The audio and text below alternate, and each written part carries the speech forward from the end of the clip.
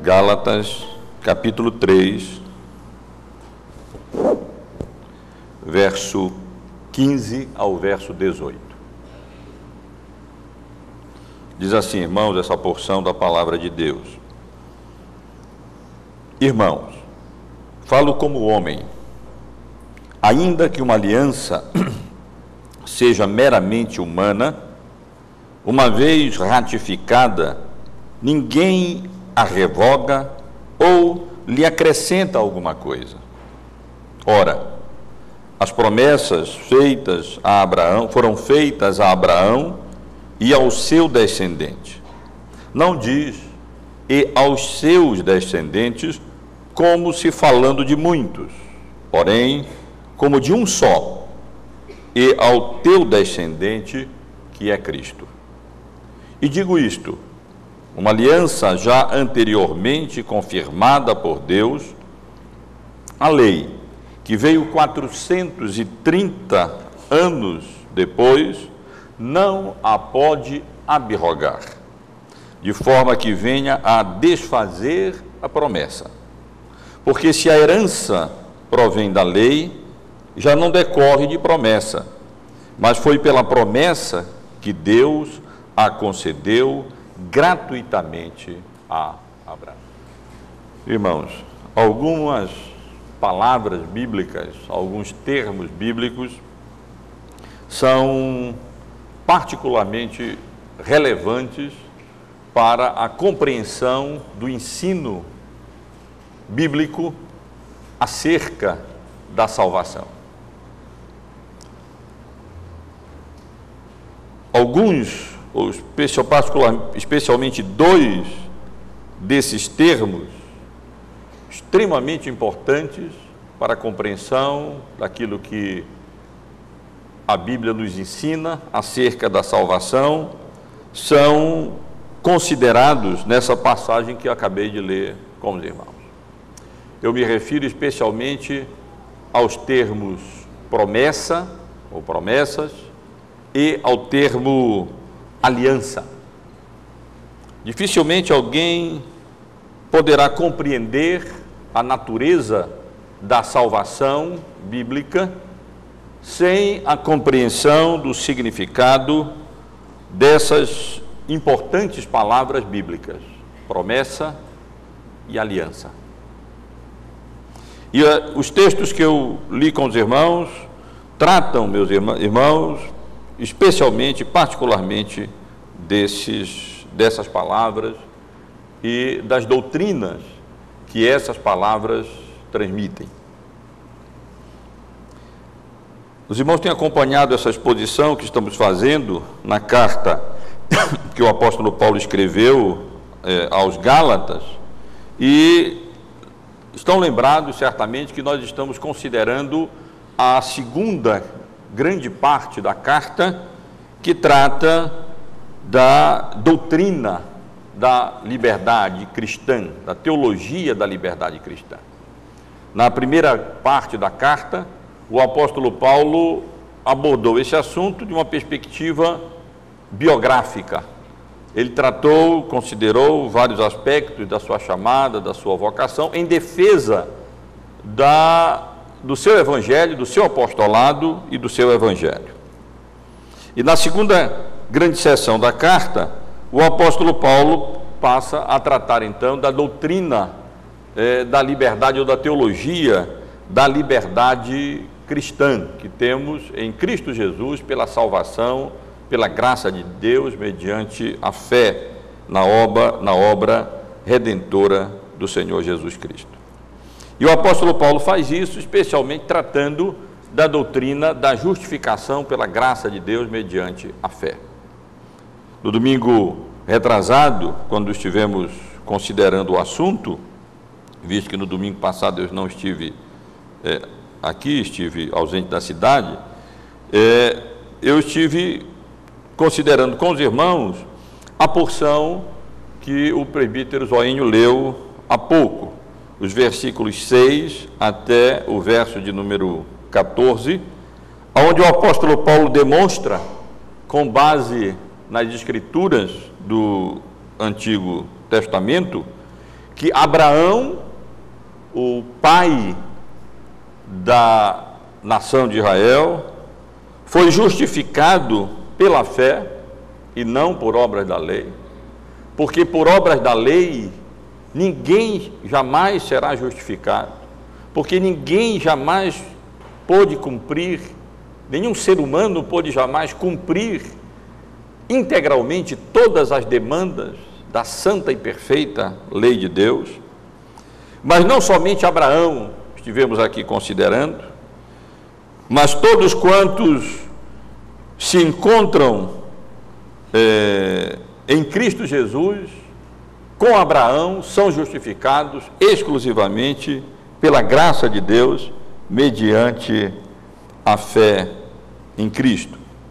E isso porque houve alguém que cumpriu a lei, não um ser humano como nós, mas o Filho de Deus, o Senhor Jesus, veio a este mundo e cumpriu a lei em nosso lugar, como o segundo Adão, e assim nos resgatou da maldição da lei, fazendo-se ele próprio maldição em nosso lugar, porque está escrito, como lemos no verso 13, maldito todo aquele que for pendurado no madeiro, para que a bênção de Abraão chegasse aos gentios em Jesus Cristo, a fim de que recebêssemos pela fé o Espírito prometido. Nessa passagem, irmãos, que agora temos diante de nós, nesses poucos versículos, 4 versículos, versos 15 até o verso de número 17, nela o apóstolo Paulo antevê uma possível objeção ao seu argumento anterior.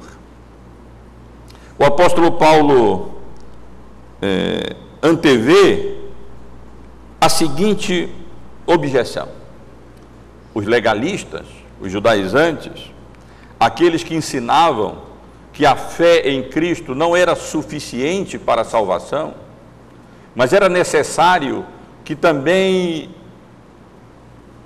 os gentios observassem a lei de Moisés para que pudessem ser salvos, poderiam argumentar da seguinte maneira: tá bem, ainda que admitindo que Abraão foi salvo, não pelo cumprimento das obras da lei, mas pela graça de Deus, mediante a fé, isso foi antes da lei de Moisés, da lei de Deus ter sido dada a Moisés. E embora admitindo que Abraão pudesse ter sido salvo pela fé, depois que a lei de Moisés foi dada, eles poderiam argumentar: agora, a salvação não depende apenas da fé nas promessas de Deus, mas depende também do cumprimento da lei que foi dada a Moisés e que, segundo eles, poderia inaugurar uma nova era, uma nova época, em que a salvação não mais poderia ser alcançada pela simples fé nas promessas de Deus, mas também pelo cumprimento da lei, pelas obras da lei que Deus havia concedido a Moisés no Monte Sinai. E o apóstolo Paulo, portanto, argumenta nesses versículos, ele passa a responder essa possível objeção que ele antevê que seria levantada por aqueles que estavam pregando, que estavam ensinando a necessidade da observância das obras da lei para a salvação. E nesses versículos, portanto, o apóstolo Paulo trata ou procura demonstrar, irmãos, a imutabilidade da aliança que Deus havia realizado com Abraão muito tempo antes da lei ser concedida a Moisés. Então, portanto, esse é o tema do assunto que quero considerar com os irmãos nessa noite, com base nos versículos que lemos, a imutabilidade da aliança. E o apóstolo Paulo procura demonstrar que a aliança que Deus concedeu, fez com Abraão, ela é imutável, ela é irrevogável, ela não pode ser inalterada por nada que tenha ocorrido depois, utilizando-se de 3 argumentos principais que nós podemos perceber nesses versículos. Eu gostaria que os irmãos procurassem acompanhar. Essa não é uma passagem bíblica fácil. Os estudiosos do Novo Testamento, os eruditos da Bíblia, eles têm se debatido com a intenção de explicar algumas menções que o apóstolo Paulo faz aqui. Mas o apóstolo Paulo procura, portanto, demonstrar a imutabilidade da aliança com 3 argumentos. O primeiro, no versículo 15, seria o que nós poderíamos chamar de um argumento analógico. Seria um argumento que o apóstolo Paulo utiliza partindo da própria experiência humana para demonstrar que a lei, que a promessa, as promessas de Deus e a aliança de Deus com Abraão, ela foi devidamente confirmada, ela foi devidamente autenticada, ratificada, e que, portanto, como ele vai argumentar posteriormente, ela não pode ser alterada.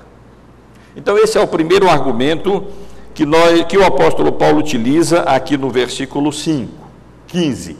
É o argumento do ponto de vista da própria experiência humana, que ele lança a mão para demonstrar a imutabilidade da aliança de Deus com Abraão.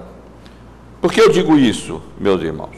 Quando o apóstolo Paulo utiliza a expressão no início do versículo 15, ao dizer, irmãos, falo como homem, talvez os irmãos tenham pensado quando lemos essa passagem, o que o apóstolo Paulo quer dizer quando ele diz falo como homem? Na realidade, o apóstolo Paulo utiliza esse tipo de linguagem, às vezes, quando ele faz uso de uma figura de linguagem. Não é o caso aqui.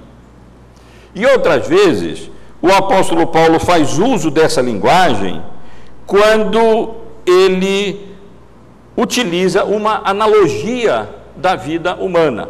Ele pega uma experiência da vida humana, e então é comum ele utilizar, até certo ponto comum, ele utilizar essa expressão, eu falo como homem, quer dizer, eu vou utilizar agora, eu estou utilizando um fato da vida diária, da própria experiência humana, para ilustrar e demonstrar uma verdade, uma realidade espiritual. Apenas para que os irmãos possam se certificar melhor acerca daquilo que eu estou dizendo, o apóstolo Paulo utiliza essa expressão nesse sentido na sua primeira carta à igreja de Corinto. Os irmãos podem acompanhar no capítulo 9, no versículo 8, e aqui os irmãos podem perceber que novamente ele está fazendo uso de fatos do cotidiano, da experiência humana, para ilustrar verdades espirituais. No versículo 8 do capítulo 9 da primeira carta aos Coríntios, o apóstolo Paulo diz assim: porventura falo isso como homem, ou não o diz também a lei? E se os irmãos forem ler o que é que ele tinha dito no versículo 7, os irmãos verão que o apóstolo Paulo de fato está lançando mão de experiência humana para demonstrar aquilo que ele quer dizer. Só que aqui ele não está fundamentando o seu argumento apenas na experiência humana, mas a própria lei de Moisés, a própria lei, em contraste com a experiência humana, ensina a verdade que ele quer ressaltar. Mas no versículo 7, observem o que é que ele diz. Vou ler também o versículo 8. Ou somente eu e Barnabé não temos o direito de deixar de trabalhar? Quem jamais vai à guerra à sua própria custa? Olha a experiência sendo mencionada aqui para ilustrar a verdade de que ele e aqueles que pregam o Evangelho têm direito de viver do Evangelho. Quem jamais vai à guerra à sua própria custa? Quem planta vinha e não come do seu fruto? Ou quem apacenta um rebanho e não se alimenta do leite do rebanho? Os irmãos percebem? O apóstolo Paulo está utilizando fatos do cotidiano, analogia da vida diária. Ora, quem vai à guerra não tem que estar na guerra e trabalhando ainda, fazendo alguma atividade para sustentar a sua atividade na guerra. Quem planta vinha tem direito de comer da vinha. Ou quem apacenta o rebanho tem direito de beber do leite do rebanho. E assim o apóstolo Paulo está demonstrando o fato de que aqueles que pregam o Evangelho também têm direito de receber o seu sustento através dessa atividade que eles realizam. Aqui ele apenas diz: porventura falo isto como homem, ou não o diz também a lei, para mencionar que a lei também ensina isso, ao dizer: não atarás a boca ao boi que debulha. Nesse caso, a experiência humana é também mencionada diretamente na lei para confirmar o ensino que o apóstolo Paulo aqui quer transmitir. Mas a razão pela qual eu menciono essa passagem não é outra senão apenas para confirmar o fato de que aqui em Gálatas 3, no versículo 15, o apóstolo Paulo está lançando mão de um argumento analógico, de um argumento da própria experiência humana para demonstrar a imutabilidade das promessas de Deus e o fato de que a aliança de Deus com Abraão e as promessas de Deus incluídas na aliança de Deus com Abraão, elas jamais foram revogadas, elas estão em pleno vigor e, portanto, a possível sugestão de que com o advento da lei a salvação teria de alguma forma sido alterada e não mais seria apenas pela fé, como com Abraão, se assim os legalistas e os judaizantes aquecessem ou aceitassem, admitissem, e agora então seria necessário o cumprimento da lei. Então o apóstolo Paulo passa a utilizar um exemplo humano. E qual é o exemplo que o apóstolo Paulo utiliza? O exemplo humano, ou experiência humana, a prática diária, para demonstrar a imutabilidade ou a irrevogabilidade, podemos dizer assim, do pacto, da aliança e das promessas que Deus fez com Abraão. Ele utiliza o exemplo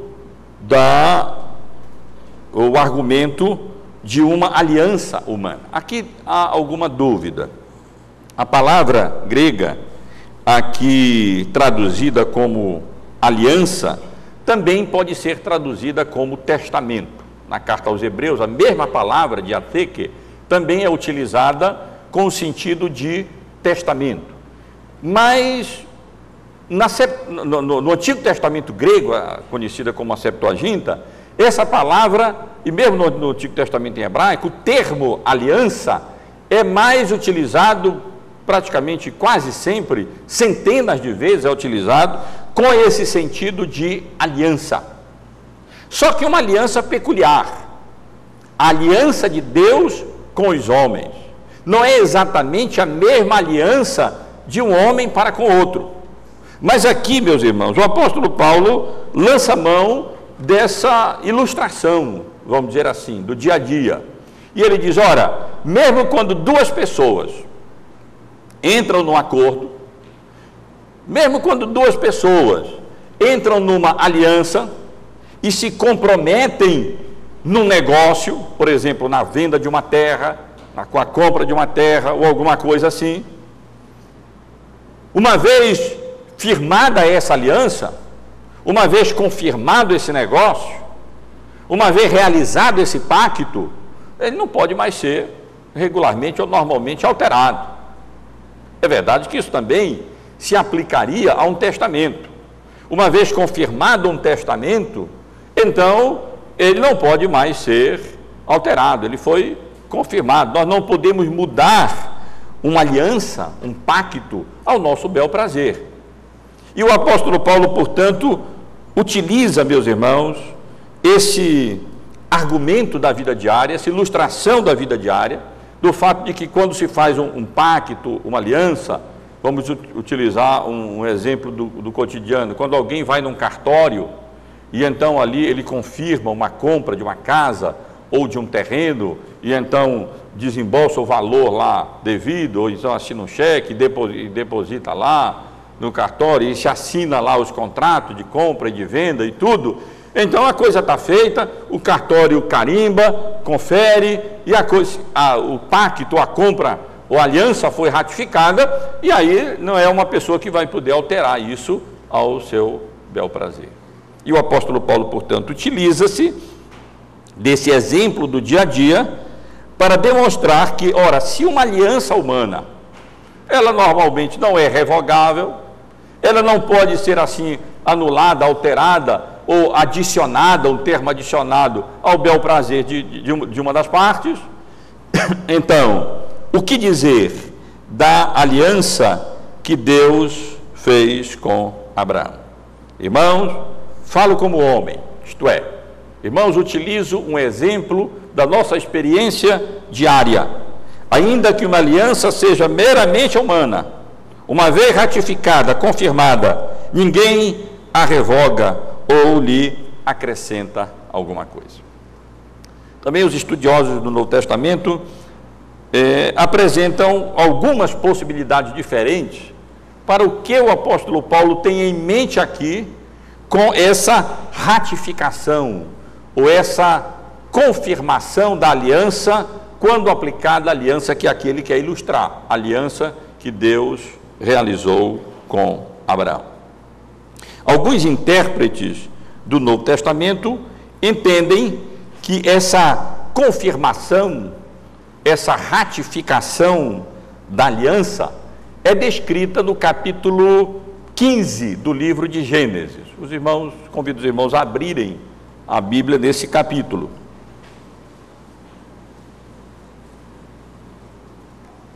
No capítulo 12, nós encontramos essa aliança que Deus fez com Abraão, onde ele promete fazer dele uma grande nação, promete abençoá-lo, promete fazer do povo que viria de Abraão uma bênção para as demais nações. E no capítulo 15, depois dos acontecimentos mencionados no capítulo 14, com relação a Ló e com relação a Melquisedeque, o rei de Salém, nós lemos que Abraão teve uma visão, e nessa visão Deus apareceu a Abraão e disse: eu sou o teu escudo, o teu galardão será sobremodo grande.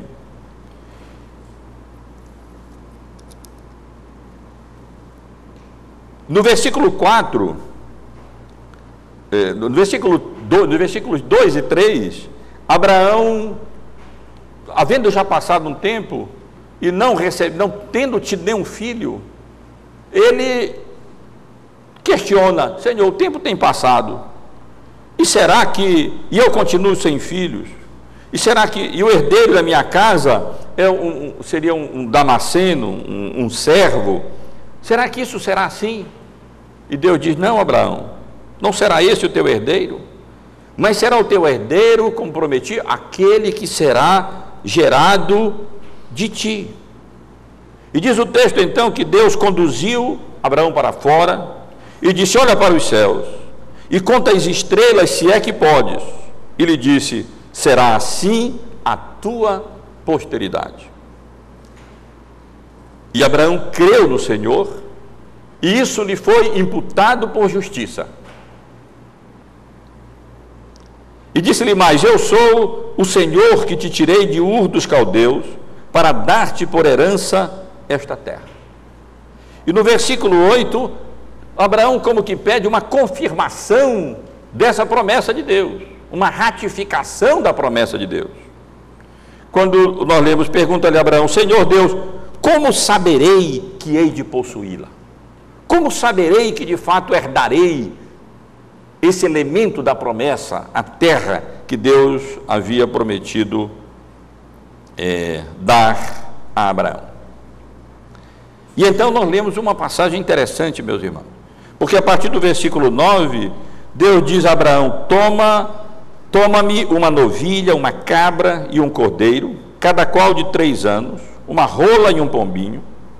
E ele então, tomando todos esses animais, partiu esses animais no meio, e lhes pôs em ordem as metades, uma para um lado, uma para o outro, uma defronte da outra, e não partiu as aves.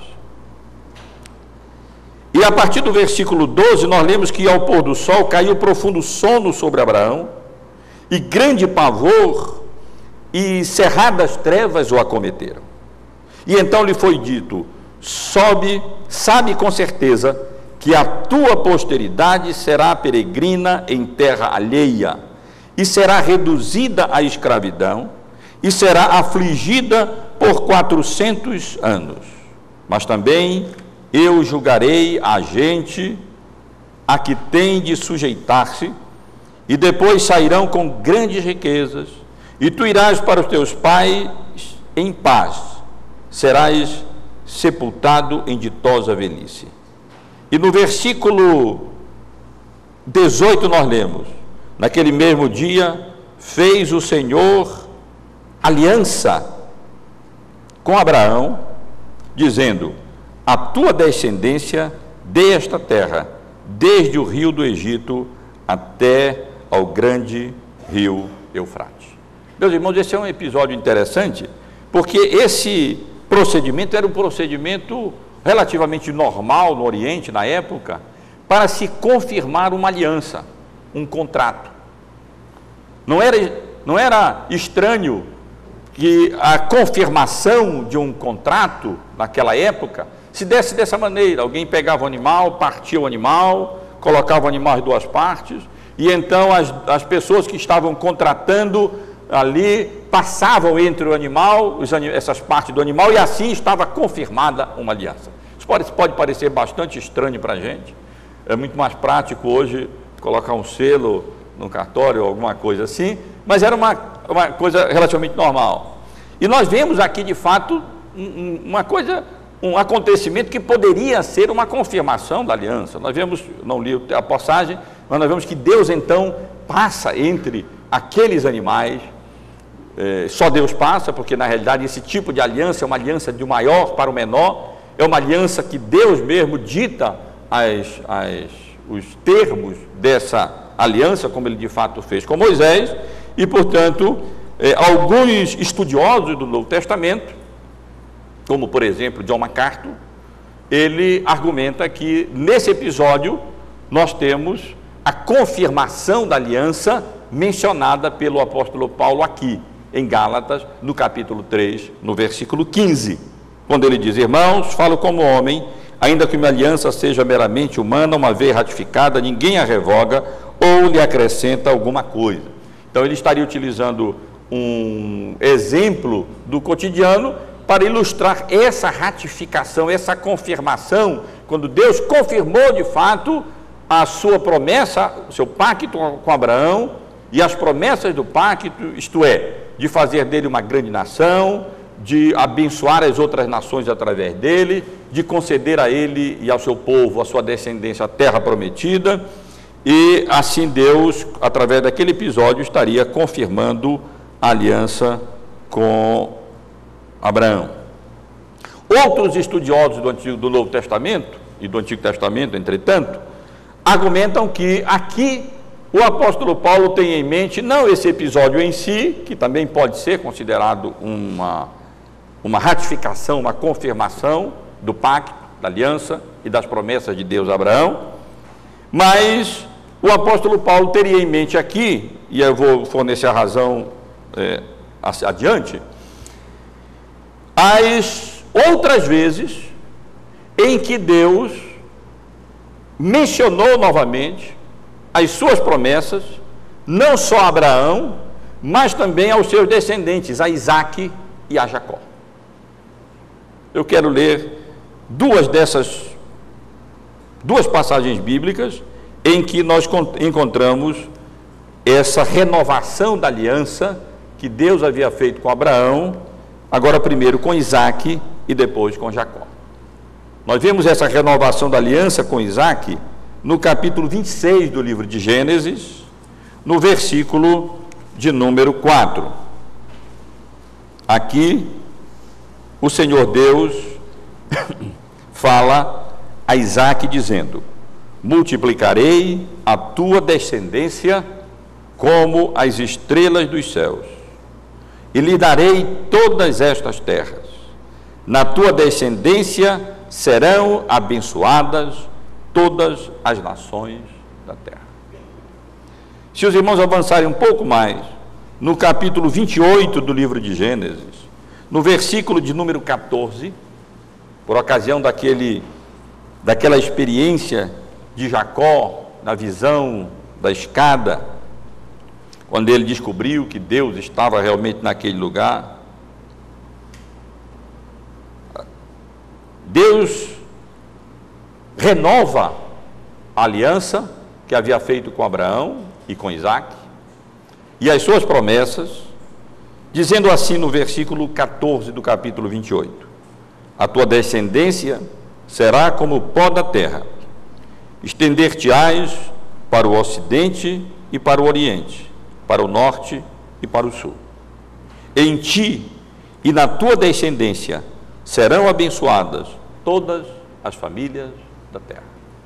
E alguns estudiosos, portanto, irmãos, da Bíblia, entendem, como parece melhor entender, que o apóstolo Paulo tem em mente aqui, por razões que eu vou já mencionar a seguir, adiante, essa confirmação. Deus não apenas fez as suas promessas a Abraão, mas ele confirmou as suas promessas, o seu pacto, a sua aliança, de ser o Deus de Abraão e de abençoar Abraão, de fazer dele uma grande nação e de, através dessa nação, abençoar todos os povos da terra e conceder a Abraão uma terra prometida e a sua descendência.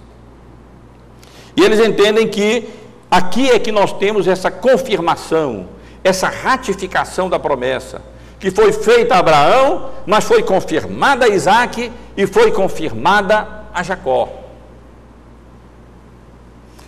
E o apóstolo Paulo argumenta, portanto, dizendo: ora, se uma aliança humana, confirmada, ratificada, ela não pode ser alterada, como é que a aliança de Deus, uma vez confirmada, uma vez ratificada, ela seria alterada?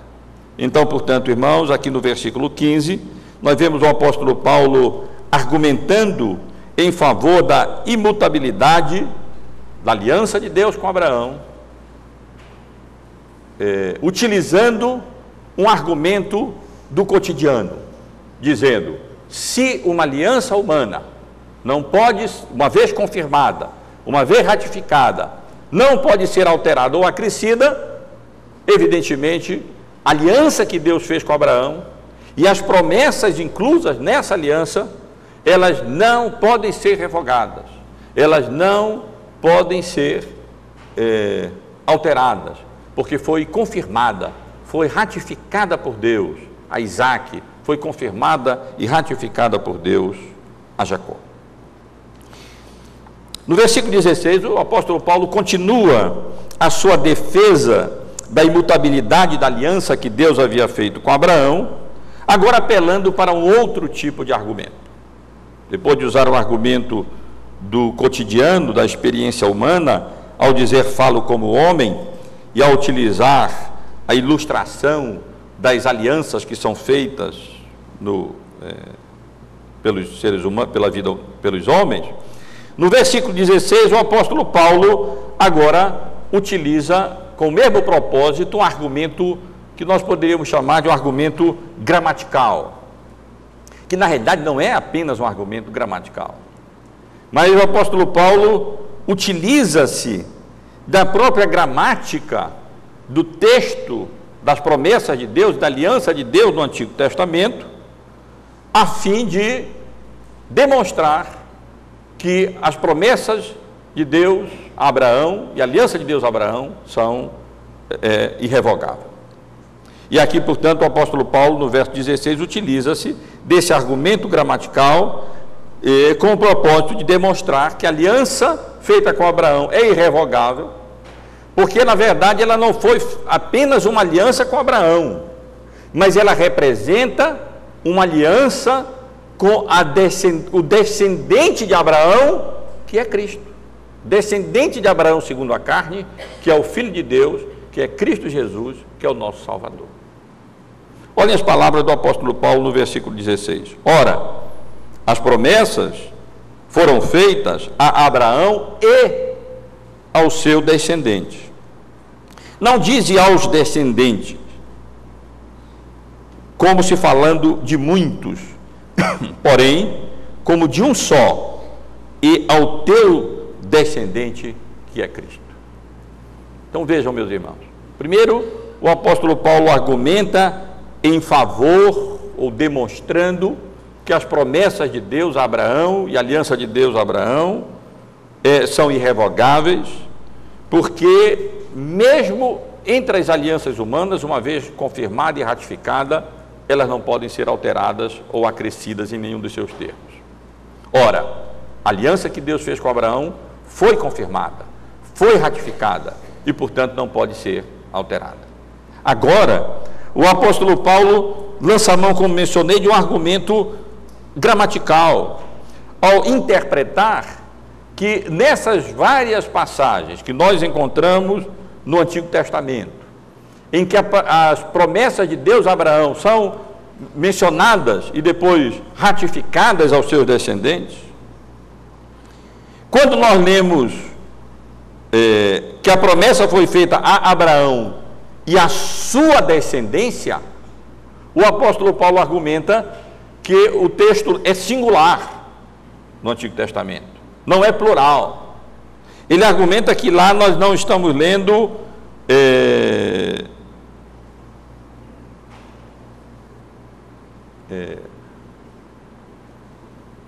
tanto no grego como no hebraico. No grego não temos o plural, esperma, mas o singular, esperma, a semente, como também no hebraico, nós não temos o plural, mas nós temos o singular, zera. E o apóstolo Paulo utiliza-se isso para demonstrar que, em última instância, as promessas de Deus a Abraão, elas encontram o seu cumprimento e a sua confirmação e a sua realização, não tanto na descendência plural de Abraão, o povo de Israel, mas num descendente específico de Abraão, aquele em quem todas as promessas de Deus têm o amém, como lemos na carta do apóstolo Paulo à igreja de Corinto, que é o Senhor Jesus Cristo. Todas as promessas de Deus têm o seu cumprimento e a sua confirmação em um descendente específico, que é Cristo Jesus, o descendente de Abraão, por excelência, o nosso Salvador. É verdade, irmãos, que a palavra que o apóstolo Paulo utiliza aqui, mesmo no singular, ela pode expressar uma descendência plural. Ela várias vezes é utilizada no Antigo Testamento para designar a descendência no plural. Ela pode ser utilizada como um coletivo. Nós também utilizamos semente no sentido plural, designando um coletivo na língua portuguesa. Nós podemos falar da semente de alguém, nesse sentido de descendência, apontando para uma pessoa ou apontando para a sua descendência. E, portanto, apenas gramaticalmente, essa questão não poderia, na realidade, ser definida. Mas, na realidade, nós temos que lembrar que o Espírito Santo que inspirou o livro de Gênesis é o mesmo Espírito Santo que inspirou o apóstolo Paulo ao escrever a carta aos Gálatas. E que, portanto, a sua interpretação aqui ela é autoritativa porque é inspirada pelo Espírito Santo de Deus. E isso, de fato, se harmoniza com o ensino bíblico geral. Várias vezes nós encontramos a palavra sendo utilizada para designar uma pessoa só, e há uma referência logo no início da promessa, na passagem bíblica que é conhecida como o proto-evangelho, o embrião do evangelho, o protótipo do evangelho, em Gênesis, no capítulo 3, no versículo 15, em que a mesma palavra é utilizada e que, sem dúvida nenhuma, ela aponta para o descendente, no singular, e essa referência é ao Senhor Jesus Cristo. Porém, inimizade entre ti e a mulher, disse o Senhor Deus à serpente, entre a tua descendência e o seu descendente. Este te ferirá a cabeça, e tu lhe ferirás o calcanhar. E a referência primária aqui não é a descendência da serpente, nem a descendência plural do Messias, mas a referência aqui é a Cristo Jesus, assim como a referência aqui é a Satanás, a referência aqui é o diabo. A descendência da mulher, a descendência da serpente aqui é Satanás, a descendência de Adão aqui é o seu descendente, é Jesus. Isso fica claro até pelos termos utilizados aqui, calcanhar, cabeça, apontando não para uma coletividade, mas apontando para uma pessoa. Com a sua morte na cruz do Calvário, o descendente de mulher esmagou a cabeça da serpente, ainda que com o calcanhar ferido pelas investidas de Satanás, o descendente da mulher, o descendente da serpente. Portanto, meus irmãos, o apóstolo Paulo aqui utiliza de um argumento, na realidade, profundo.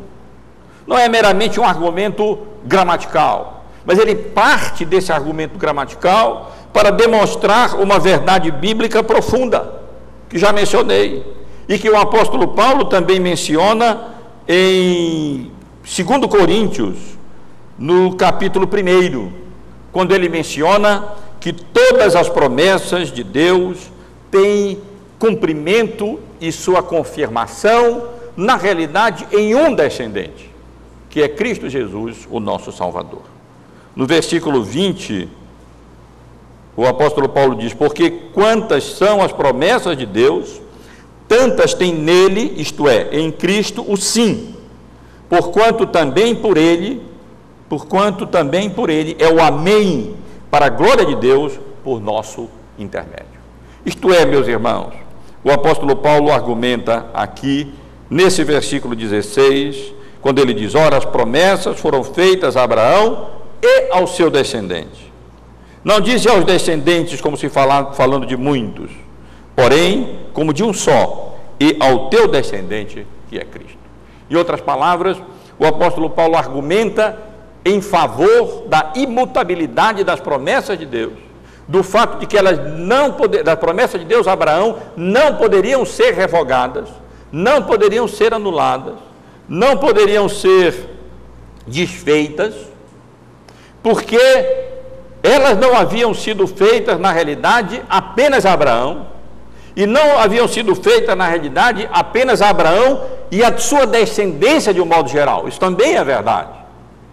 Mas em última instância, as promessas de Deus a Abraão, elas haviam sido feitas ao seu descendente, haviam sido feitas a Cristo Jesus, o nosso Redentor, o descendente por excelência de Abraão.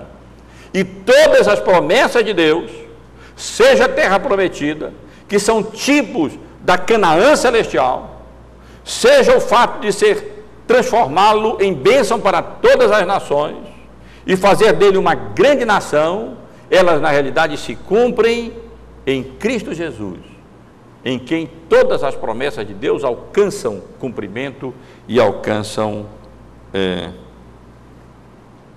confirmação.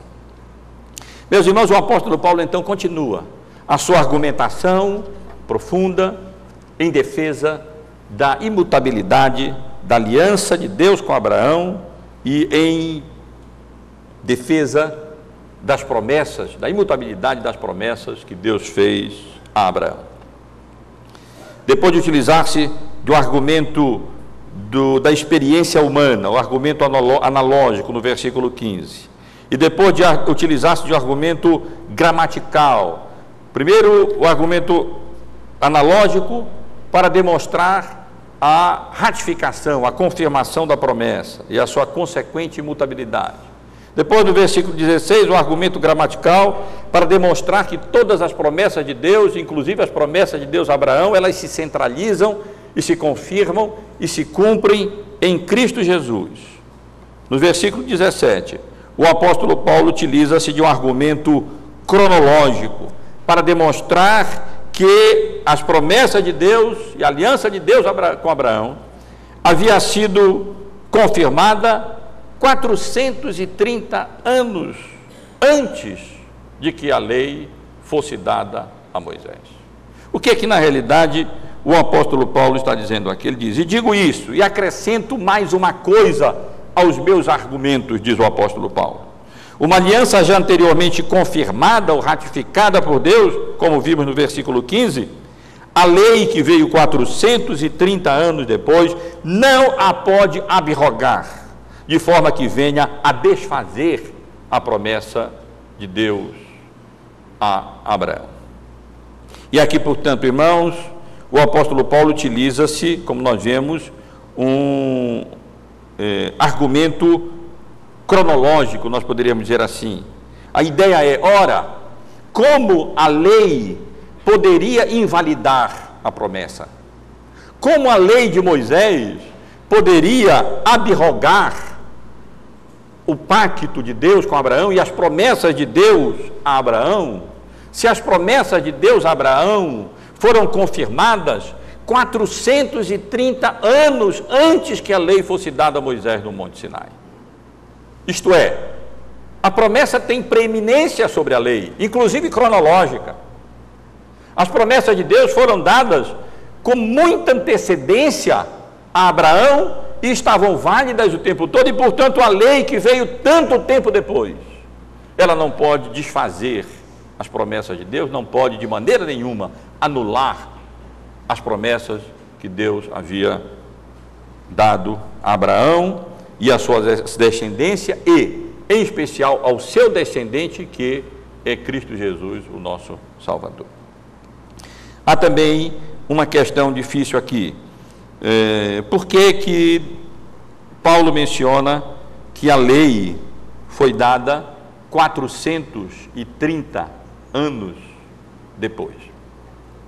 Na realidade, se nós formos contar, a lei foi dada a Moisés cerca de 645 anos depois que a promessa foi feita a Abraão. Muito mais do que 430 anos. Algumas pessoas os estudiosos tentam explicar essa diferença de maneira variável. Aqueles que não têm compromisso com a autoridade das Escrituras e com a inspiração da Bíblia, sugerem que o apóstolo Paulo aqui se equivocou. E ele tomou outro dado, que foi o tempo que o povo de Israel passou lá no Egito, 430 anos, ou arredondando em outra passagem bíblica 400 anos, e utilizou-se aqui de maneira equivocada, coisa que nós não podemos admitir de maneira alguma, porque nós cremos na autoridade das Escrituras, na inerrância das Escrituras e na inspiração das Escrituras. Portanto, meus irmãos, me parece mais fácil explicar, como fazem outros estudiosos da Bíblia, que essa referência a 430 anos depois deve ser compreendida com relação ao que nós consideramos quando nós estivemos estudando o versículo 15. Isto é, com relação à sua confirmação a Jacó. Porque, na realidade, a passagem que li no capítulo 28 do livro de Gênesis, onde nós lemos a promessa sendo confirmada a Jacó, um dos descendentes, um dos patriarcas descendentes de Abraão, essa promessa ocorreu 215 anos depois que a promessa foi feita a Abraão. Ora, os bons de matemática aí, 645 menos 215, 430 anos. Isto é bem provável que, na realidade, de fato, quando o apóstolo Paulo fala aqui da ratificação da promessa, da confirmação da promessa, ele tenha em vista essa confirmação da promessa, a descendência aos demais patriarcas, a Isaac e Jacó. E é interessante que por quase 20 vezes no Antigo Testamento, quando cerca de 20 vezes no Antigo Testamento, os nomes unidos, Abraão, Isaac e Jacó, como se fosse uma unidade, são utilizados nesse contexto da promessa. O que parece que nos autoriza a utilizar, a entender essa expressão, a promessa, sempre pensando em Abraão, Isaac e Jacó. Não apenas a dar a promessa a Abraão, mas a confirmação a Isaac e Jacó.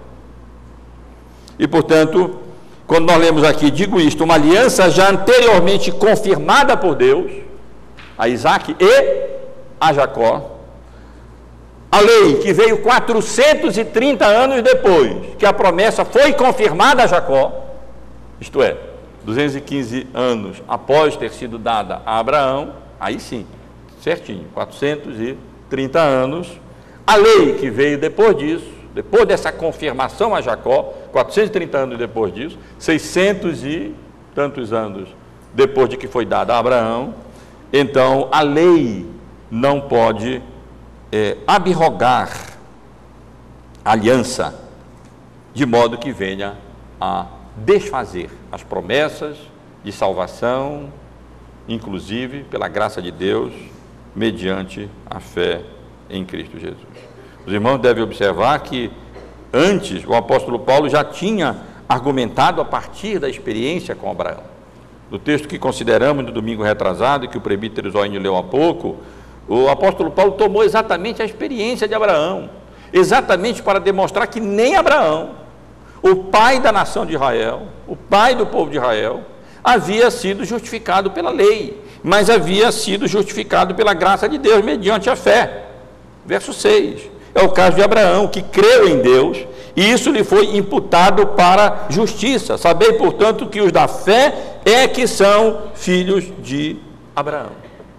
E esse é o argumento, meus irmãos, um tanto difícil, mas que nós temos diante de nós aqui, pelo apóstolo Paulo, com o propósito de demonstrar basicamente uma coisa: a aliança de Deus com Abraão, ela é irrevogável.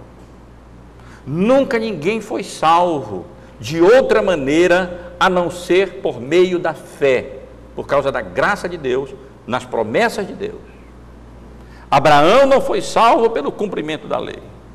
Abraão foi salvo porque ele creu nas promessas de Deus, entre as quais a vinda do Salvador, a vinda do descendente da mulher que com o calcanhar ferido esmagaria a cabeça da serpente e redimiria o seu povo dos seus pecados. E Abraão creu nessas promessas todas de Deus. Ele seria feito uma grande nação. Desse povo, Deus abençoaria todas as nações da terra. Como? Através do Messias prometido, através do descendente da mulher, através de Jesus, o nosso Salvador, que viria a esse mundo e, ao morrer pelos seus eleitos na cruz do Calvário, ele resgataria esse povo dos seus pecados. Ao se fazer ele próprio maldição em nosso lugar, ele nos resgatou da maldição da lei, de modo que nós não dependemos do cumprimento da lei para a nossa salvação, mas exclusivamente da fé na obra resgatadora de Cristo, que se tornou maldito, morrendo em nosso lugar, para nos resgatar e nos redimir e nos resgatar da maldição da lei, porque nenhum de nós pode cumprir a lei. Portanto, Cristo cumpriu a lei em nosso lugar, se tornando maldito, morrendo em nosso lugar, morte maldita na cruz do Calvário, para que nós pudéssemos então ser resgatados da maldição da lei, porque ninguém jamais será salvo ou justificado diante de Deus pela lei, porque o justo viverá pela fé. Os irmãos percebem como o apóstolo Paulo argumenta aqui? Ele primeiro parte da experiência humana e mostra, observem, Gálatas insensatos. Vejam que mesmo quando mesmo quando nós fazemos uma aliança entre pessoas, uma vez ratificada e confirmada, ela não pode ser alterada. Como vocês podem sugerir que, ainda que admitamos que Abraão foi salvo pela fé, a partir do advento da lei a Moisés, agora a fé não basta, mas seria necessário a observância da lei de Moisés. Isso seria anular uma aliança e promessas confirmadas e ratificadas por Deus. Nem alianças humanas se procede assim. Além disso, diz o apóstolo Paulo, essas promessas, elas não foram válidas apenas para Abraão, e essa imutabilidade da promessa está relacionada ao fato de que o seu cumprimento é em Cristo Jesus, o nosso Salvador, o nosso Redentor. Porque o seu descendente, na realidade, se refere a Cristo, em quem todas as promessas de Deus encontram cumprimento, encontram confirmação, encontram o amém, o assim seja, o cumprimento, o sim, como lemos em Timóteo.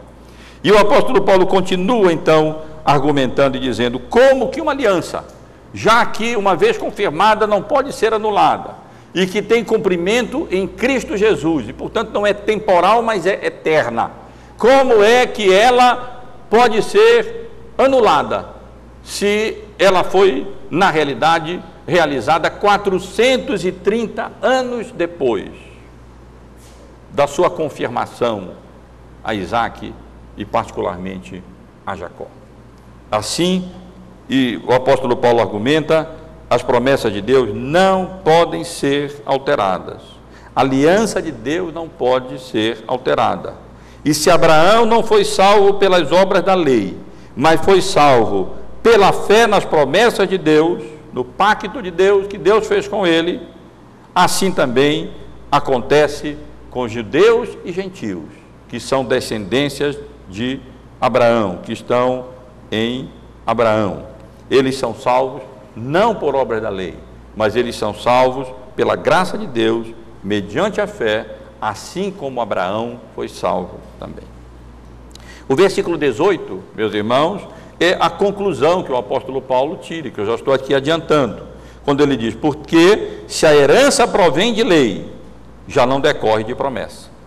É como se o apóstolo Paulo estivesse dizendo: ó Gálatas insensatos, vocês precisam tomar uma decisão, porque vocês não podem ficar com as duas coisas.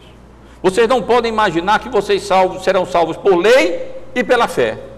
Ou vocês vão ser salvos por lei, e na realidade ninguém vai ser salvo pela lei, porque ninguém cumpriu a lei, ou vocês serão salvos exclusivamente pela fé. Porque se a herança provém de lei, já não decorre de promessa, mas foi pela promessa que Deus a concedeu gratuitamente a Abraão. Não foi pela lei que Deus recebeu todas as promessas que encontram cumprimento em Cristo. Foi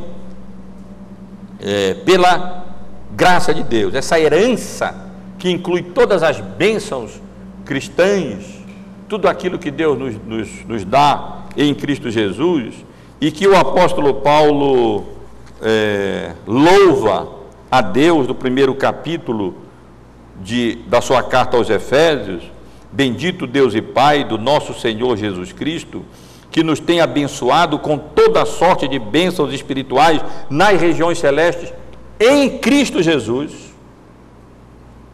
Todas essas bênçãos espirituais, toda essa herança espiritual que nós recebemos em Cristo Jesus, o descendente de Abraão por excelência, em quem todas as promessas têm cumprimento, nós recebemos gratuitamente, como Abraão recebeu. Abraão não a recebeu como recompensa pelo seu cumprimento da lei. Ele recebeu essas promessas, essa herança, como essa promessa de herança, como manifestação da graça de Deus pela fé, de tal maneira que ele a recebeu livremente, como lemos aqui no versículo 18. Meus irmãos, eu quero só concluir essas considerações sobre essa passagem, que não é uma passagem fácil, aplicando apenas de maneira geral para nós. A Bíblia toda ensina que a salvação não decorre do cumprimento da lei, mas decorre exclusivamente da fé. A Bíblia toda ensina que a salvação não decorre nem mesmo da lei mais fé. Não, ela decorre exclusivamente da graça de Deus mediante a fé em Cristo Jesus. E na verdade, quando nós lemos tantas vezes na Bíblia acerca dessa aliança que Deus fez com Abraão, que renovou com Isaac, renovou com Jacó, lemos acerca da nova aliança na dispensação do Evangelho, da dispensação da graça, nós devemos lembrar que na realidade essas alianças não passam de manifestações históricas ou de implementações históricas de uma aliança eterna, que na realidade foi feita entre o Pai, o Filho e o Espírito Santo. Quando o Pai determinou redimir um remanescente, os seus eleitos, e o Filho então aqueceu e aceitou e se propôs a vir a esse mundo e morrer em lugar deles na cruz do Calvário.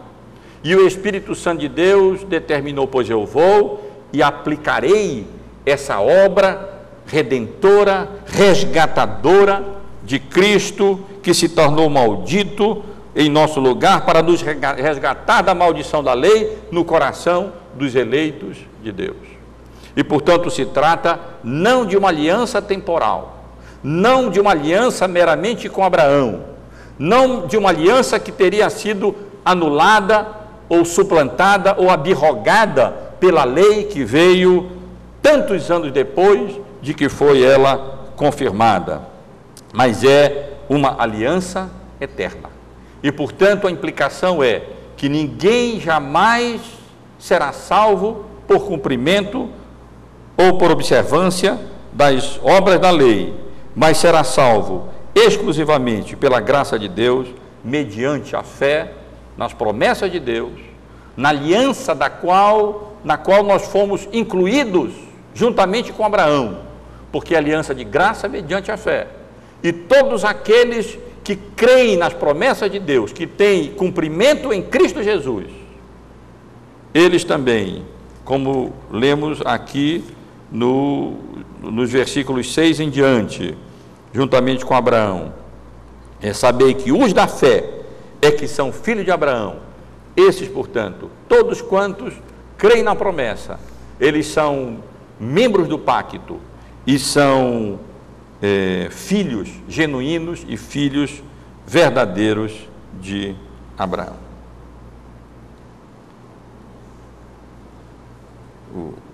Veremos ainda em porções seguintes e sabemos isso do ensino de toda a Bíblia, especialmente do Novo Testamento, que a lei, na realidade, nunca teve o propósito de salvar ninguém. Quando Deus apareceu a Moisés no Monte Sinai e deu a ele aquelas leis de Moisés, aquela expressão da sua santidade, da sua vontade, aquelas leis não tinham propósito de salvar ninguém, porque Deus sabia que ninguém jamais seria salvo pelo cumprimento das obras da lei. Pela lei vem sim, ensina o apóstolo Paulo em Romanos, a plena compreensão, a plena revelação do pecado. Esse sempre foi o propósito da lei. E as pessoas se enganam quando pensam que podem alcançar a justificação e podem alcançar a vida eterna através do cumprimento de obras da lei, ou através do exercício de obras de misericórdia, ou através de qualquer mérito seu que porventura poderia justificá-lo diante de Deus. Para essas pessoas é essa passagem aqui. É para essas pessoas que o apóstolo Paulo argumenta com tantos argumentos da experiência humana, da própria gramática do texto, do próprio tempo decorrente entre a promessa e o pacto de Deus com Abraão, aquelas primeiras manifestações desse pacto eterno, ali com Abraão, com José, com Jacó, com Isaac, com Jacó, e a entrega da lei depois a Moisés no Monte Sinai. Só uma pessoa cumpriu a lei. Isso nós nunca podemos deixar de esquecer. Não podemos esquecer nunca. Não podemos deixar de lembrar. Só Cristo cumpriu integralmente a lei. Só Ele fez isso. Integralmente cumpriu toda a vontade de Deus, morreu em nosso lugar para nos resgatar exatamente dessa ideia de que podemos, ou estamos obrigados a cumprir a lei, ou que podemos fazer isso com vistas a alcançar a nossa salvação. Meus irmãos, que Deus nos abençoe. E a aplicação principal é essa, especialmente para aqueles que não conhecem ainda a graça salvadora de Deus em Cristo Jesus. Desista da ideia de que você poderá algum dia alcançar justiça diante de Deus e ser salvo dos seus pecados pelo cumprimento das obras da lei. Você jamais poderá cumprir integralmente a lei de Deus. E se nós tropeçamos em um só requisito da lei de Deus, nós quebramos a lei toda, porque Deus é absolutamente santo, perfeitamente santo, e não tolera o pecado, nem que seja o menor pecadinho, se pudéssemos dizer assim. E nós só somos salvos, portanto, porque diante de Deus nós não temos nenhum pecadinho, porque todos eles foram lavados do sangue do Cordeiro, que veio a esse mundo e morreu em nosso lugar na cruz do Calvário, para nos resgatar da maldição da lei, fazendo-se Ele próprio maldição em nosso lugar. Que Deus nos abençoe, meus irmãos e irmãs, e sejamos eternamente gratos pela obra redentora de Cristo na cruz e pela graça de Deus que nos salva, não mediante obras da lei, mas pela fé em Cristo Jesus e em todas as promessas que encontram cumprimento e realização plena e confirmação nele.